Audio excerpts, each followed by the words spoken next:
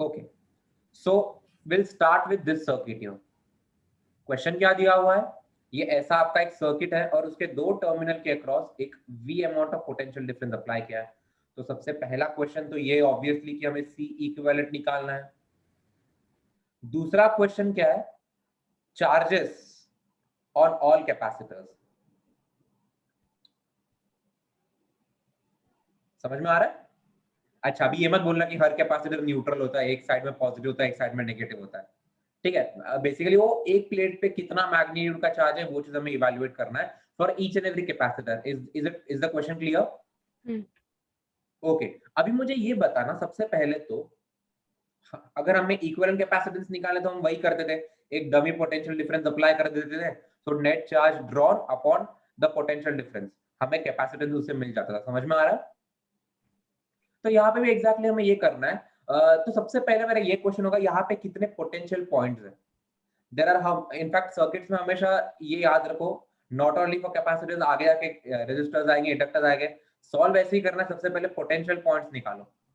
पूरे सर्किट्स में टोटल कितने पोटेंशियल पॉइंट है, तो ये क्वेश्चन मैं तुम लोग से पूछ रहा हूँ, there are how many potential points in circuits? Can I say ये एक पोटेंशियल पॉइंट है, हाँ या ना?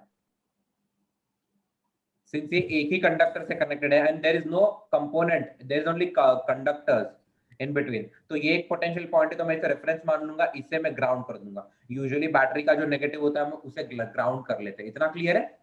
यस और no? Okay, can I say ये एक पोटेंशियल है,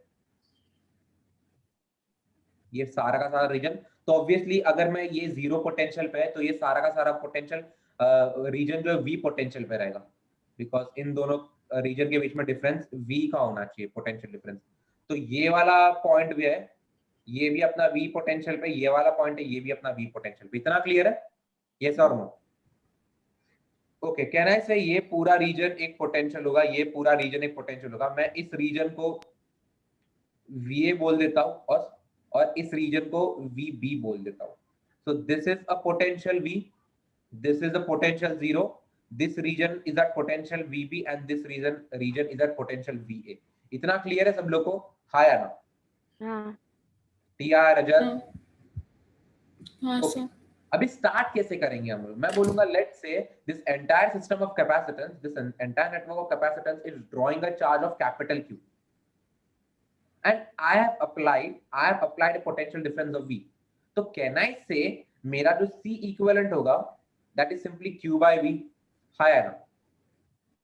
तो हमें actually Q by V evaluate करना है, तो अभी हमारा पूरा फोकस जो है it should be on evaluating Q by V। अब मैं क्या करूंगा, मैं बोलूंगा लेट से इस वाले प्लेट पे चार्ज चला गया है प्लस Q1 और इस वाले प्लेट पे, तो इस वाले प्लेट पे कितना रहेगा? Q minus Q1। Q minus Q1। समझ में आ रहा है? इतना क्लियर है क्या? इस वाले प्लेट पे चार्ज आएगा Q1 और net charge supplied is capital Q। तो कैपिटल Q में से अगर Q1 यहाँ पे जा रहा है तो कहना है जो बचा हुआ वो इस वाले प्लेट में जाएगा, यस और नो? तो इस वाले प्लेट पे प्लस Q1 भी अज्यूम्ड, तो इस वाले प्लेट पे Q minus Q1 आ जाएगा। तो इस वाले प्लेट पे कितना रहेगा चार्ज? एनीवन? Minus Q1। और इस वाले प्लेट पे कितना होगा चार्ज? इसी का उल्टा, इसी का नेगेटिव, तो Q1 माइनस Q। इतना जिन जिन बच्चों को क्लियर हुए जल्दी से बता दो कि this thing is clear. Yes? हाँ सर। ओके ओके, अभी देखो लेट अस अज्यूम कि ये जो प्लेट है इस वाले प्लेट पे Q2 अमाउंट ऑफ चार्ज है, तो इस वाले प्लेट पे कितना हो जाएगा? ऑन दिस प्लेट कितना चार्ज हो जाएगा? Minus Q2। Minus of Q2। Capacitors के प्लेट में हमेशा इक्वल एंड अपोजिट चार्जेस होते हैं। चलो, तो मैंने यहाँ पे कैपेसिटर 1, कैपेसिटर 3 एंड कैपेसिटर 2, इन पे मैंने इनके प्लेट्स पे चार्ज डिस्ट्रीब्यूशन मैंने लिख दिया है। अभी तुम्हारा काम होगा कि तुम्हें इस वाले प्लेट पे मुझे चार्ज बताना है कि what should be the charge on this plate, या कैसे इवैल्यूएट करेंगे? यहाँ पे कहना है से ये जो रीजन है Q2 बेसिकली ये जो अपना रीजन है, कहना है say this region is electrically isolated, हाँ या ना? This entire region is electrically isolated. तो कहना है से ये जो तीन प्लेट्स है इन पे नेट चार्ज 0 होना चाहिए, हाँ या ना? हाँ, तो कैन यू टेल मी इस प्लेट पे कितना चार्ज होना चाहिए? Q1 minus Q2. Basically charge on this plate plus charge on this plate which is nothing but minus q1 plus charge on this plate which is nothing but plus q2. This thing should be zero. Yes. Hmm. तो इस पे charge कितना आ जाएगा इस वाली plate पे? Q1 minus Q2. q1 minus q2. इतना clear है? हम्म तो इस वाले प्लेट पे चार्ज कितना आ जाएगा? Q2 minus Q1. उसी का ऑपोजिट q2 minus q1. इतना समझ में आ रहा है? Hmm. ओके, सिमिलरली ये देखो मैं यहाँ पे ड्रॉ नहीं करूंगा आपको, बट कंजस्टेड हो जाएगा, बस समझ लो यहाँ पे भी हमें इलेक्ट्रिकली आइसोलेटेड सिस्टम बोल सकते हैं. So we know the charge on this plate, we know the charge on this plate. जल्दी से मुझे ये वाले प्लेट पे चार्ज क्या होगा वो कैलकुलेट करके बता दो. Basically charge on this plate plus charge on this plate plus charge on this plate, this has to be zero. तो इस वाले प्लेट पे कितना चार्ज होगा जल्दी से मुझे कैलकुलेट करके बताओ. चलो, तो इस वाले प्लेट पे चार्ज निकालना था, तो charge on this plate plus charge on this plate plus charge on this plate has to be zero. तो यहाँ पे मैंने साइड में कैलकुलेट किया है. इस प्लेट पे चार्ज कितना है? Q1 minus Q. इस प्लेट पे चार्ज कितना है? Minus Q. इस प्लेट पे स्मॉल q अज्यूम कर लेंगे, this entire should be zero. तो स्मॉल q का वैल्यू कितना आ रहा है? Q plus Q2 minus Q1. तो इस वाले प्लेट पे चार्ज हो जाएगा आपका Q plus Q2 minus Q1. इतना क्लियर है? तो इस वाले प्लेट पे चार्ज कितना होना चाहिए? यस, इसी का ऑपोजिट है ना. यहाँ पे जो भी होगा उसे माइनस से मल्टीप्लाई कर दो तो क्या बन जाएगा? कैन आई से Q1 minus Q minus Q2? हाँ या ना? बस अभी ये वाला प्लेट और ये वाला प्लेट का अगर चार्ज को हम ऐड करेंगे तो Q2 Q2 कट जाएगा, Q1 Q1 कट जाएगा, माइनस Q बचेगा. समझ में आ रहा है? So, अगर यहाँ पे Q से सप्लाई हो रहा है, यहाँ पे माइनस Q सप्लाई हो रहा है, can I say they are actually cancelling out each other और मेरी सारी कंडीशन सेटिस्फाई हो रही है. हाँ या ना?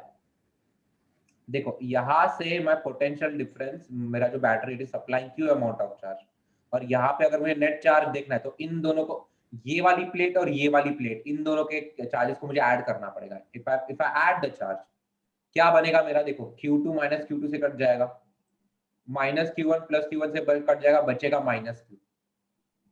So it is satisfying the condition, yes और नो? दैट मींस हमने सारे के सारे जो चार्ज डिस्ट्रीब्यूशन हमने सही लिखे हैं. इतना क्लियर है तुम लोग को? यस और नो? ये सबसे पहले अच्छे से नोट डाउन कर लेना सारा का सारा चार्ज डिस्ट्रीब्यूशन, और इसमें कोई भी इशू होगा तो मुझे बताना. सबसे पहले तो मुझे ये बताना यहाँ पे कौन से वेरिएबल्स हमने अज्यूम किए हैं. या Q1, Q2. Q1 अज्यूम किया है, Q2 अज्यूम किया है, एनीथिंग एल्स? C1, C2 वगैरह. C1 C2 तो सब गिवन है. C1 C2 C3 C4 और गिवन, तो वो वेरिएबल्स में काउंट नहीं होंगे. और कैपिटल Q भी तो अज्यूम किया है ना? ओके, देन VA भी अज्यूम किया और VB भी अज्यूम किया है. सही है? ऑल्सो ये V भी अज्यूम किया है. समझ में आ रहा है? सो वह 1 2 3 4 5 6 टोटल 6 वेरिएबल्स है. इक्वेशंस 5 ही बनेंगी. ठीक है? हर एक कैपेसिटर पे मैं वो कैपेसिटेंस की इक्वेशन अप्लाई करूंगा Q is equal to CV. तो क्या मुझे आंसर मिलेगा? यस मिलेगा, बिकॉज हमें C इक्विवेलेंट निकालना है, which is variable upon variable. इतना याद रखो, जब भी आपके नंबर ऑफ वेरिएबल ज्यादा है नंबर ऑफ इक्वेशन से, तो वो एग्जैक्टली सॉल्व नहीं होगा, लेकिन दो वेरिएबल्स का रेशियो निकाल सकते हैं हम. और यहाँ पे हमें रेशियो से ही मतलब है, this variable upon this variable. मतलब हमें जस्ट मेक श्योर करना है कि बाकी सारे वेरिएबल्स को हमें धीरे धीरे एलिमिनेट करना है. समझ में आ रहा है? ओके, सबसे पहले तो C1 पे कैपेसिटेंस इक्वेशन अप्लाई करो. मुझे बताओ इक्वेशन क्या आएगा. We have to apply the equation on C1. जल्दी से बताओ मुझे. Q upon C1 equal to C1 equal to Q upon V. Charge Q1 upon upon. उसके टर्मिनल के अक्रॉस पोटेंशियल डिफरेंस. सो ये C1 है, इसके टर्मिनल के अक्रॉस पोटेंशियल डिफरेंस कितना है? कैन आई से V माइनस VA? हाँ या ना? तो यहाँ पे बन जाएगा V माइनस VA. ये पहला इक्वेशन है. अभी के लिए सिर्फ इक्वेशन लिख के छोड़ देंगे, अभी के लिए इक्वेशन लिख के छोड़ देंगे। बाद में देखेंगे हाउ टू इवैल्यूएट स्टफ, जो हमें निकालना है कैसे निकलेंगे। C2 का बताना मुझे, C2 के लिए क्या इक्वेशन लिखूं मैं, जल्दी, टाइम वेस्ट नहीं करना है। C2 के लिए क्या इक्वेशन लिखूं मैं? Q minus Q1. Charge upon terminal के अक्रॉस पोटेंशियल डिफरेंस। चार्ज कितना है? Q minus Q1 the whole divided by terminal के अक्रॉस पोटेंशियल डिफरेंस कितना है? V V minus VB. V minus VB। Yup, okay. Then अभी C3 पे apply करना है। बताओ मुझे C3 इक्वल टू क्या लिखूं मैं? Q2 upon VA minus VB. VA minus VB, ठीक है। अच्छा, यहां पे हमने अज्यूम किया है कि आपका A पोटेंशियल जो है वो B से बड़ा है, ठीक है। It can be other way around also, है ना, depending on the values of the capacitances. It can be other way around, but इससे इक्वेशन में कोई फर्क नहीं पड़ेगा। लेकिन क्योंकि जो हायर पोटेंशियल पे उस पे पॉजिटिव चार्ज लगा दिया मैंने, जो लोअर पोटेंशियल पे उस पे नेगेटिव चार्ज लगा दिया है, सो इवन इफ अगर वो अदर वे अराउंड होता तो भी चल जाता। समझ में आ रहा है? ओके, C1 हो गया, C2 हो गया, C3 हो गया। शरण्या C4 का बता मुझे, what should I write for C4? C4 is equal to, यहाँ पे कैपेसिटेंस की इक्वेशन बता।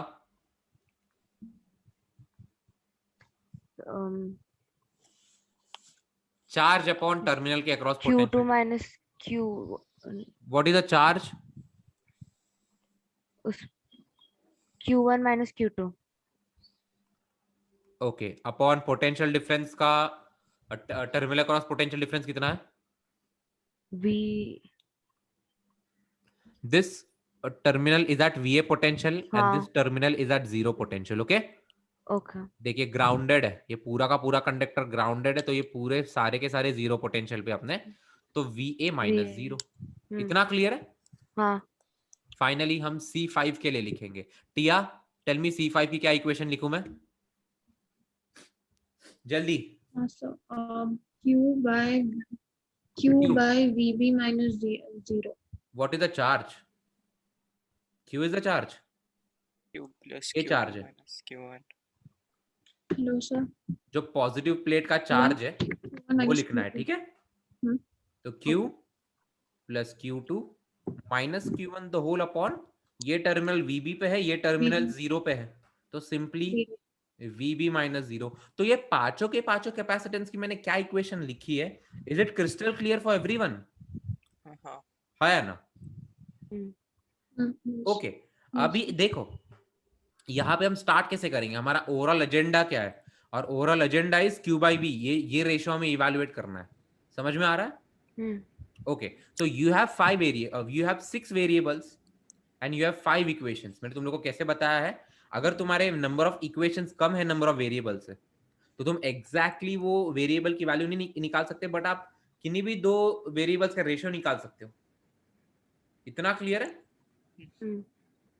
सो या इनफैक्ट इसे आप छठा इक्वेशन भी बोल सकते हो, बट या उतना नहीं सोचना है, बस Q by V इवैल्यूएट करो। तो ये 5 इक्वेशन है, तो जरा अभी ब्रेनस्टॉर्मिंग करो और मुझे बताओ कि from these 5 equation how will I arrive at this point. सबसे पहले मैं क्या करूंगा, यहां से मैं VA का वैल्यू लिखूंगा, ठीक है। VA क्या हो जाएगा?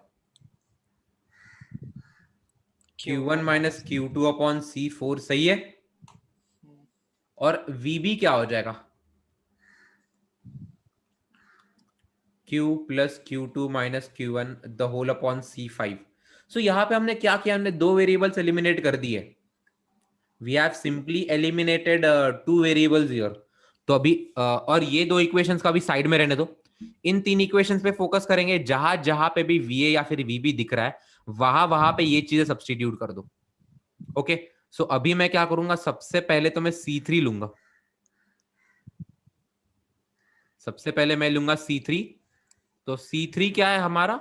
Q upon VA minus VB, Q2 upon VA minus VB। तो यहाँ पे क्या हो जाएगा, Q2 अपॉन VA के बदले ये डाल दूंगा मैं, Q1 minus Q2 upon C4 minus VB के बदले क्या डाल दूंगा, ये डाल दूंगा, Q plus Q2 minus Q1 the whole upon C5। समझ में आ रहा है ये क्या कर रहा हूं मैं?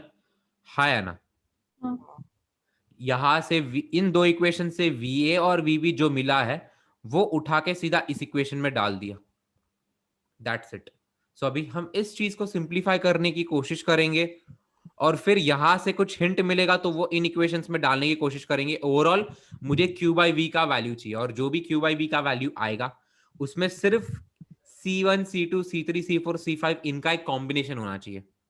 Is it clear? हाँ बस सोचो अभी इसे आगे करो, इस चीज को क्या हो जाएगा। मुझे यहाँ पे दिख रहा है Q2 टाइम्स C4 C5 आ जाएगा न्यूमरेटर में। डिनोमिनेटर में क्या आ जाएगा? C5 Q1 C5 minus Q2 C5, okay, minus QC4 minus Q2 C4 plus Q1 C4। Is it clear? हाँ ये C3 है आपका, ओके। तो समवेयर मुझे यहाँ पे Q2 का रिलेशन मिल रहा है इन टर्म्स ऑफ Q1, हाँ या ना? हाँ हाँ यहाँ पे अगर मैं इसे क्रॉस मल्टीप्लाई कर दूंगा तो मुझे Q1 मिलेगा, मुझे Q2 मिलेगा इन terms of Q1 and other variables. वो मैं इसमें सब्स्टिट्यूट करके Q निकालूंगा, फिर Q में ओवरऑल इस पे सब्स्टिट्यूट कर दूंगा। समझ में आ रहा है? So it's a lengthy process. इसे क्रॉस मल्टीप्लाई करो और जल्दी से मुझे Q2 का एक्सप्रेशन बताओ in terms of Q1 and other capacitances, है ना? ओके करो चलो। देखो Q2 इवेल्युएट किया हमने सब्स्टिट्यूट करके, वो इसमें डाल दो। तो इसमें जो VB वाला एक्सप्रेशन आएगा ये, इसमें देयर इज Q1 Q2 आ रहा है, देखो यहां से Q1 निकालना, वो Q1 इस पे डाल देना। इसमें डाल दोगे तो आपको ओवरऑल एक Q/V आ जाएगा। समझ में आ रहा है? हाँ ओके, सो इससे आपका इक्विवेलेंट कैपेसिटेंस आ जाएगा। आफ्टर दैट क्या करना है? चार्जेस ऑन ऑल कैपेसिटेंस निकालना है। So you need to evaluate सबका value Q1 Q2 and VA VB। So overall तुम्हें एक्चुअली ये इक्वेशन सॉल्व करनी है। Is it clear? हाँ या ना? अच्छा, इन टर्म्स ऑफ V, अच्छा ये जो Q जो होगा ना, ये obviously in terms of V आएगा, बिकॉज हर एक पे जो चार्जेस है कहना ऐसे, वो तो इसके अप्लाइड पोटेंशियल डिफरेंस पे डिपेंड करेंगे ना। यस और नो? हाँ तो अभी इन पांचों इक्वेशंस को ऐसे सॉल्व करना, Q1 Q2 Q3 VA VB, ये वेरिएबल्स है। आपका V एक कांस्टेंट है, V को कांस्टेंट ट्रीट करके सॉल्व करना। समझ में आ रहा है? देखो हाँ आपका जो कैपेसिटेंस है, इस पूरे सिस्टम का जो इक्विवेलेंट कैपेसिटेंस है, ये V पे डिपेंड नहीं कर रहा है, ये तो सिस्टम का कांस्टेंट होता है। बट जो चार्जेस होंगे ऑन ईच कैपेसिटर, ये तो ऑब्वियसली अप्लाइड पोटेंशियल डिफरेंस पे डिपेंड करेगा। एंड दैट्स द रीजन आपका जो पहला क्वेश्चन है, इसमें V का टर्म नहीं होना चाहिए, because it is independent of potential difference. But आपके जो दूसरे जो भी आएंगे चार्जेस, वो ऑब्वियसली ये V पे डिपेंड करेंगे। सो अभी तुम्हें करना क्या है, ये जो पांच इक्वेशंस, पांच वेरिएबल का सिस्टम सॉल्व करना है V को कांस्टेंट अप्लाई करके। आपको Q1 Q2 Q3 QV VB की वैल्यू आ जाएगी। वो चीज you will substitute your, I mean charge on C1 क्या हो जाएगा? Q1 उसका वैल्यू है। चार्ज ऑन C2 क्या हो जाएगा? Q minus Q1। Charge on C3 क्या हो जाएगा? Q2। तो कैसे करना है इस क्वेश्चन को, इतना क्लियर है एवरीवन? हाँ हाँ it's just a lengthy question जिसमें आपको बस वेरिएबल सॉल्व करना है। सो यहां पे each and every branch has a capacitance of C and it is connected in this way। ऐसा एक इनफाइनाइट लैडर बन रहा है, तो हमें पॉइंट ए और पॉइंट बी, इनके बीच में इक्विवेलेंट कैपेसिटेंस इवैल्यूएट करना है। हमारा हर क्वेश्चन में तरीका क्या होता था इक्विवेलेंट कैपेसिटेंस इवैल्यूएट करने का? जिन दो टर्मिनल्स के अक्रॉस हमें इक्विवेलेंट कैपेसिटेंस निकालना है, वहां पे हम क्या करते थे? एक डमी पोटेंशियल डिफरेंस अप्लाई करते थे, हाँ या ना? एंड देन हर एक कैपेसिटर पे चार्जेस अज्यूम करते थे, हर एक कैपेसिटर पे then we used to apply that equation, capacitance equation. Yes और नो? बट यहाँ पे प्रॉब्लम क्या हो जाएगा? यहाँ पे ऐसे इनफाइनाइट कैपेसिटर्स है, एंड सिंस यहाँ पे इनफाइनाइट कैपेसिटर्स है, इश्यू हो जाएगा, हम लोग वैसा नहीं कर पाएंगे। तो इसे एक अलग इंजीनियस वे सोचना है। तो यहाँ पे जैसे मैं बोलूंगा, यहाँ पे यूनिट देखो, कौन सा यूनिट बार बार रिपीट किया गया है। तो कहना है इसे, अगर मैं इसे एक यूनिट पकड़ू, इससे अगर मैं एक यूनिट पकड़ू, तो कहना है ऐसा ही यूनिट हर जगह पे आगे आगे लगाते जा रहे हैं वो लोग, हाँ या ना? तो can I consider these 3 combinations of capacitors as one unit, और इसी यूनिट को आगे आगे लगाते जा रहे हैं, हाँ या ना? समझ में आया इतना मैं क्या बोलना चाह रहा हूं यहाँ पे? यस और नो? हाँ ओके, अभी हाँ मुझे ये बताओ, अगर यहाँ पे इनफाइनाइट ऐसे यूनिट्स है, और अगर मैं एक यूनिट निकाल दूं, if there are infinite such units, और अगर मैं उसमें से एक यूनिट निकाल दूं, क्या कुछ फर्क पड़ेगा सिस्टम में? नहीं। नहीं। सो बेसिकली जो इक्विवेलेंट कैपेसिटेंस है अक्रॉस दिस, वो सेम इक्विवेलेंट कैपेसिटेंस होगा अक्रॉस दीज टू टर्मिनल। समझ में आ रहा है? अगर मैं इसे हटा दूं, अगर मैं इस रीजन को हटा दूं, तो इन दो टर्मिनल्स के बीच में भी वही इक्विवेलेंट कैपेसिटेंस होगा ना? समझ में आ रहा है? सो अभी इस पूरे सर्किट को मैं कैसे लिख दूंगा? यहाँ पे देखो, यहाँ पे टर्मिनल ए, यहाँ पे कैपेसिटेंस, यहाँ पे दूसरा कैपेसिटेंस, यहाँ पे तीसरा कैपेसिटेंस, ये तो है ही, बट इन दो टर्मिनल के अगर मैं ये हटा दूं, अगर मैं ये पूरा यूनिट हटा दूं, तो ये जो भी बच रहा है वो सेम यूनिट ऐसा का ऐसा यूनिट बच रहा है। एंड दैट्स द रीजन इनके बीच में क्या कनेक्ट करूंगा मैं? इनके बीच में एक सी इक्विवेलेंट कनेक्ट कर दूंगा मैं।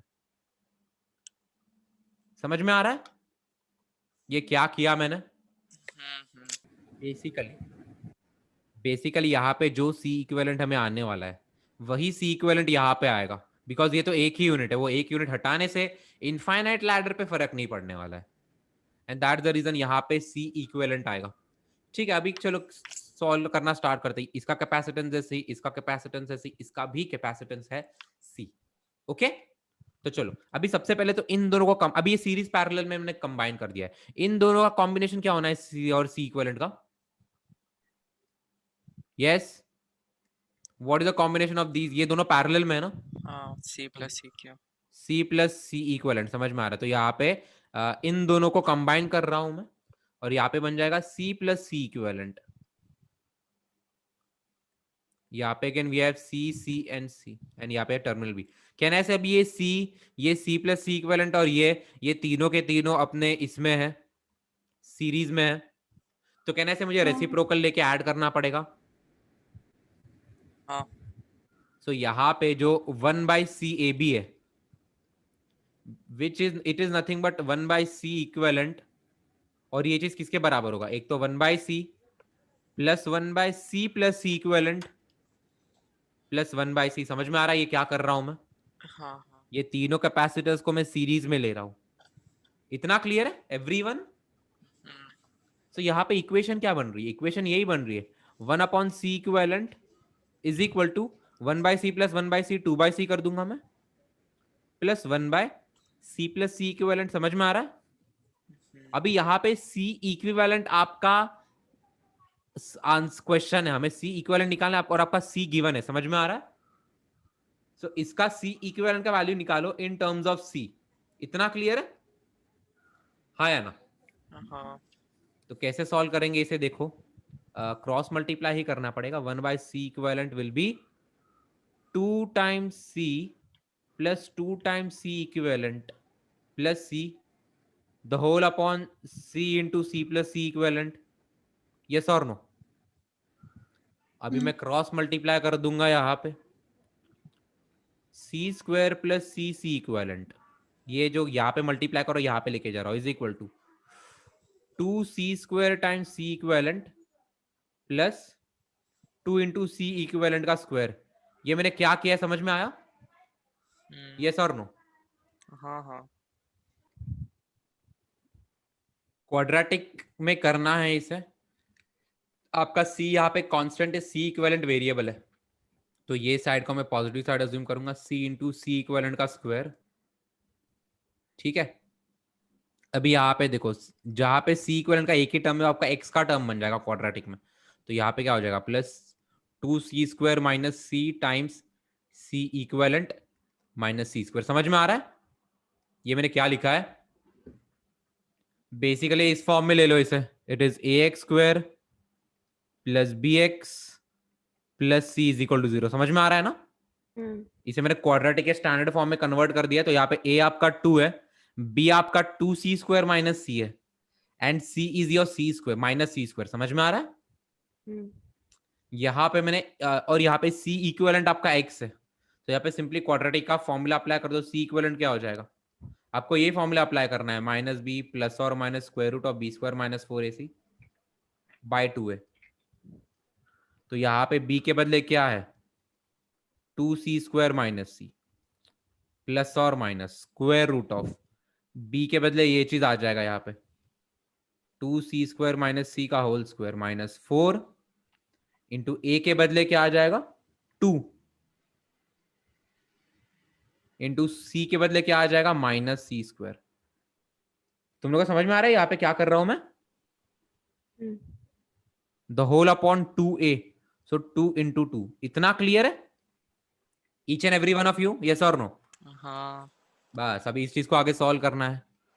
2c square plus c plus और माइनस अंदर जो डिस्क्रिमिनेंट है प्रॉपरली सॉल्व करो, a स्क्वायर तो 4c raise to 4 minus 2ab, so minus 4 into C cube बन जाएगा यहाँ पे, प्लस बी स्क्वायर तो प्लस सी स्क्वायर, यहाँ पे क्या बन जाएगा plus 8c square the whole upon 4। समझ में आ रहा है? So minus 2c square plus c plus और माइनस, देखो मैं इन सब में से c स्क्वायर कॉमन ले लूंगा, हाँ तो बाहर आके c बन जाएगा उस स्क्वायर रूट के बाहर, अंदर क्या बचेगा 4c square 4c square minus 4c minus 4c plus 9। Plus 9। समझ में आ रहा है? द होल अपॉन 4, इतना क्लियर है? अच्छा ऑब्वियसली अगर मैं नेगेटिव लूंगा तो कैपेसिटेंस इक्विवेलेंट आपका नेगेटिव हो सकता है, दैट इज द रीजन मैं नेगेटिव नहीं लूंगा। ठीक है, I consider the positive value यहाँ पे, तो C इक्विवेलेंट क्या हो जाएगा, C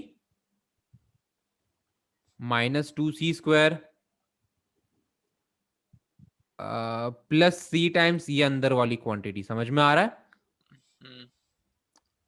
4c square minus 4c the upon 9 the whole upon 4। इतना क्लियर है, यस और नो? हाँ सो यहाँ पे c स्क्वायर नहीं था, c था, तो यहाँ पे कहने से सिर्फ c बचेगा,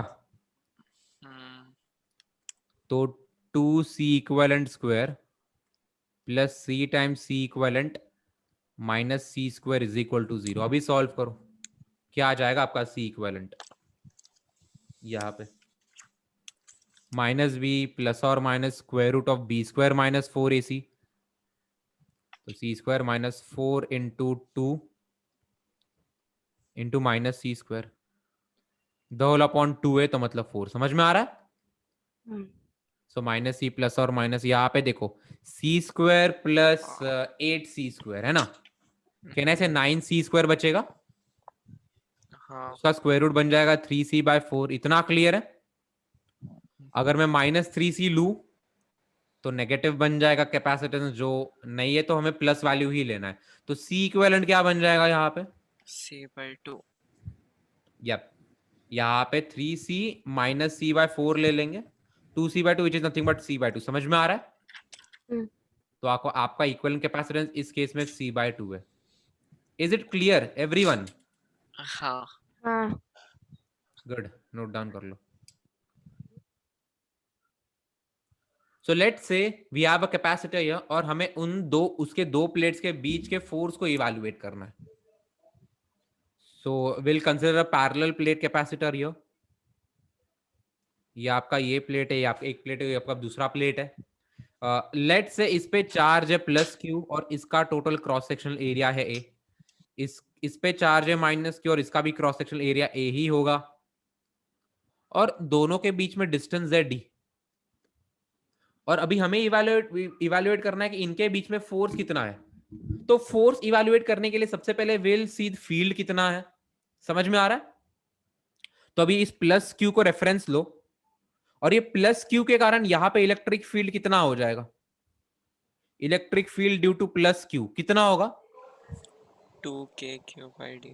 basically sigma bye 2 epsilon not होता है ना, द चार्ज डेंसिटी। अगर मैं यहाँ पे ऑब्वियसली ये जो डायमेंशन है, this dimension is much smaller compare to the area के dimensions, and that is the reason हम electric field due to an infinite plane consider कर सकते हैं जो होता है सिग्मा बाय 2 एप्सिलॉन नॉट। अच्छा, यहाँ पे हमें कैलकुलेट करना है फोर्स ऑन दिस प्लेट, तो वो खुद का प्लेट मतलब खुद का इलेक्ट्रिक फील्ड जो है वो खुद पे इफेक्ट नहीं करता। समझ में आ रहा है? लेट्स से ये चार्ज है, तो ये चार्ज जो यहाँ पे एक चार्ज है प्लस क्यू, तो ये चार्ज जो इलेक्ट्रिक फील्ड प्रोड्यूस करेगा वो इसी पे इफेक्ट नहीं करने वाला है। समझ में आ रहा है? और सिंस हमें ये माइनस क्यू पे फोर्स इवेलुएट करना है, since we have to evaluate the force on minus Q, तो हम इसके कारण इलेक्ट्रिक फील्ड नहीं कंसीडर करेंगे। समझ में आ रहा है? ओके, फोर्स कितना होता है? चार्ज इनटू इलेक्ट्रिक फील्ड होता है, हाँ या ना? तो यहाँ पे चार्ज कितना है, इसका मैग्नीट्यूड भी क्यू ही है, इनटू इस पे इलेक्ट्रिक फील्ड टोटल कितनी अप्लाई हो रही है? Sigma bye 2 epsilon not. समझ में आ रहा है? बस अब मैं सिग्मा को क्या लिख सकता हूं? कैन आई राइट सिग्मा को चार्ज अपॉन एरिया? समझ में आ रहा है ना? हाँ। Your sigma is nothing but surface charge density, which is nothing but total charge upon the upon the surface area. तो बस ये सिग्मा के बदले मैंने q by a लिख दिया, यहाँ पे लिख दूंगा मैं this q by a is nothing but sigma. So यहां से फोर्स का वैल्यू कितना आ जाएगा? Can I say q square upon 2a epsilon naught? इतना क्लियर है सब लोग को? सो ये आपका फॉर्मूला बन जाता है, force between two plates of a capacitor is q square upon 2a epsilon not. इतना क्लियर है एवरीवन? यस और नो? हाँ। ये नोट डाउन कर लो अच्छे से। Let's start with energy stored in a capacitor से। ठीक है, तो यहां पे विल कंसीडर अ कैपेसिटर, इस वाले प्लेट पे चार्ज है प्लस q और इसका क्रॉस सेक्शनल एरिया कैपिटल है। सिमिलरली इस वाले पे चार्ज है माइनस q, इसका भी क्रॉस सेक्शनल एरिया a है। अभी हमें ये इवैल्यूएट करना है कि इस सिस्टम में एनर्जी कितनी है, इस सिस्टम में एनर्जी कितनी है, ये चीज इवैल्यूएट करना है। तो कैसे करेंगे हम? यहाँ पे ध्यान दो, सबसे पहले मैं ये अज्यूम करूंगा कि ये जो प्लेट है प्लस क्यू वाली प्लेट है, इसको मैं रेफरेंस मान रहा हूं, इसको एक पोजीशन पे फिक्स कर रहा हूं, और लेट से जो माइनस क्यू वाली प्लेट है ये ऑलमोस्ट एक दूसरे को टच कर रहा है। तो जब आपका plus Q charge minus Q charge एक दूसरे को टच करता है, वो चार्ज एनाइलेट हो जाता है, there is no charge, and if there is no charge there is no energy. अभी मैं क्या कर रहा हूं, धीरे धीरे इस प्लेट को यहां पे खींच रहा हूं, इस प्लेट को यहाँ पे लेट से मैं एक फोर्स अप्लाई कर रहा हूं, और ये फोर्स अप्लाई करके इस प्लेट को मैं यहाँ पे खींच के यहाँ पे लेके आ रहा हूं। समझ में आ रहा है? अच्छा, ये जो फोर्स अप्लाई करना पड़ेगा मुझे, will that force do a positive work और negative work in that system, ये बताना मुझे। क्वेश्चन समझ में आया मेरा? क्वेश्चन समझ में आया? आई मीन मुझे खींच के अप्लाई करना पड़ेगा। यहाँ पे कहना है से इनके बीच में अट्रैक्शन होगा, प्लस क्यू वाला प्लेट एंड माइनस क्यू वाला प्लेट, हाँ या ना? There will be attractive force between this, and that's the reason actually मुझे पॉजिटिव फोर्स लगाना पड़ेगा राइट डायरेक्शन में इसे खींचने के लिए। तो we have to actually overcome the force of attraction between these two plates. समझ में आ रहा है? अच्छा, फोर्स भी मैं ऐसे लगा रहा हूँ, एक्सटर्नल फोर्स में डिस्प्लेसमेंट भी इस डायरेक्शन में, तो मेरा वर्क डन क्या हो जाएगा? कहना ऐसे फोर्स इनटू डिस्प्लेसमेंट हो जाएगा। समझ में आ रहा है? अच्छा, क्या वो हर पॉइंट पे फोर्स की वैल्यू सेम रहेगी? यस, बिकॉज हमने यहाँ पे देखा है जो भी फोर्स है वो कैपेसिटर्स के डिस्टेंस पे तो डिपेंड नहीं कर रहा है ना। जो फोर्स है वो कैपेसिटर के डिस्टेंस पे नहीं डिपेंड कर रहा है, until and unless your d is much less than the dimensions of capacitors। ये उसका फॉर्मूला है, and that is the reason आपका फोर्स कांस्टेंट है। वरना वर्क डन इवैल्यूएट करने के लिए हमें ये चीज अप्लाई करनी पड़ती है, if your force is variable. For variable force या वर्क डन का फॉर्मूला ये है, बट सिंस यहाँ पे फोर्स कांस्टेंट है थ्रू आउट द प्रोसेस, ठीक है, तो ये वर्क डन हो जाएगा। तो यहाँ पे फोर्स कितना है? q by 2a epsilon naught, sorry q square by 2 epsilon naught into यहाँ पे डिस्प्लेसमेंट कितना है? d। ये टोटल इतना डिस्टेंस d खींचना पड़ेगा ना, तो यहाँ पे d हो जाएगा। इतना समझ में आ रहा है? यस और नो? अभी ये चीज क्या बन जाएगी? c 1 by बेसिकली डिनोमिनेटर में c आएगा ना। अच्छा, जो वर्क डन हम कर रहे हैं, कहना से वो सारा का सारा वर्क इस कैपेसिटर के एनर्जी में स्टोर हो जाएगा। ऑब्वियसली वर्क कर रहे तो कहीं ना कहीं पे तो जाएगा ना, तो कहां पे जाएगा वो? इस कैपेसिटर के एनर्जी में स्टोर हो जाएगा। तो energy of a capacitor is equal to, यहाँ पे लिख दूंगा एनर्जी इज इक्वल टू, यहाँ पे क्या हो जाएगा? कहना से q स्क्वायर बाय 2c ले लूंगा मैं इसे, समझ में आ रहा है? हाँ. तो ये आपका energy stored in a capacitor का फॉर्मूला है, समझ में आ रहा है? अच्छा, Q को CV लिख सकते हैं ना? तो अगर मैं Q को CV यहाँ पे सब्स्टिट्यूट कर दूं तो मेरा एनर्जी का फॉर्मूला क्या आ जाएगा? C² V² आ जाएगा ना? C कट जाएगा तो यहाँ पे क्या बन जाएगा? कैन आई से हाफ CV²? इतना क्लियर है? यहाँ पे लिख रहा हूँ Q²/2C, यहाँ पे C² V²/2C, सही है? C² कट जाएगा, बचेगा क्या? Half CV²। इतना समझ में आ रहा है? हाँ या ना? हाँ. देखो हमारे पास 3 टर्म्स है, एक तो चार्ज है, एक तो कैपेसिटेंस है, एक तो वोल्टेज है, वोल्टेज अप्लाइड वोल्टेज है। ओके, ये पहले हमने चार्ज और कैपेसिटेंस के टर्म्स में लिखा, बाद में हमें कैपेसिटेंस और वोल्टेज के टर्म्स में लिखा। अभी मुझे बोलते ना चार्ज और वोल्टेज के टर्म्स में लिखना है, तो आई हैव टू एलिमिनेट सी। कैसे करूंगा मैं सी को एलिमिनेट? Q/V. हाँ, इसे Q/V लिख सकता हूँ, सही है। तो ये चीज क्या बन जाएगा? Half QV। इतना क्लियर है? तो आपका energy stored in a capacitor का ये फॉर्मूलाज है, Q²/2C, या फिर इसे लिख सकते हो half QV², sorry half CV² होता है ये, हाफ CV², या फिर इसे लिखो हाफ QV। ये आपका energy stored in a capacitor होता है। इतना क्लियर है? ये कैसे डिराइव किया हमने? हाँ. ओके, ये तो है, लेकिन इससे ज्यादा इंपॉर्टेंट अभी इसके बाद जो मैं डिराइव कर रहा हूं वो है, ये आपका एनर्जी जो है, ये एनर्जी का फॉर्मूला आ रहा है Q²D/2A∈0। समझ में आ रहा है? ये आपका एनर्जी आ रहा है। यहाँ पे I am defining something known as energy density. आपका एनर्जी डेंसिटी क्या होता है? अगर किसी भी गिवन वॉल्यूम में कहना है से ये जो एंटायर एनर्जी है ये इस वॉल्यूम में स्टोर्ड है ना, मैं ये वॉल्यूम में जितना इंक्रीज कर रहा हूं उतना मेरा डी बढ़ेगा, जितना मेरा डी बढ़ेगा उतनी मेरी एनर्जी बढ़ेगी। समझ में आ रहा है? सो कहीं ना कहीं ये वॉल्यूम, ये कैपेसिटर के अंदर का जो वॉल्यूम है, ये इंक्रीज होने के कारण मेरी एनर्जी बढ़ रही है ना। So I am defining energy density as energy upon volume, energy upon volume. इतना समझ में आ रहा है? हाँ या ना?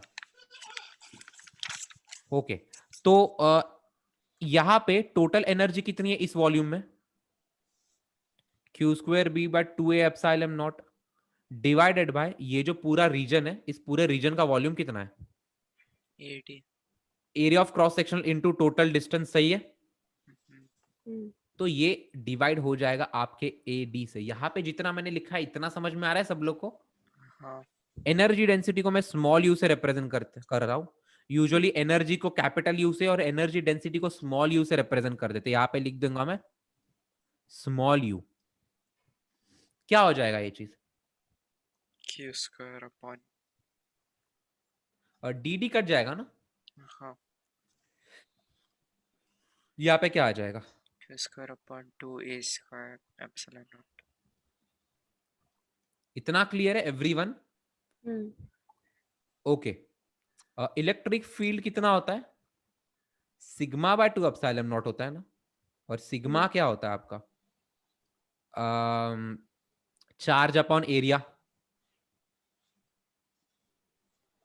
Is it clear?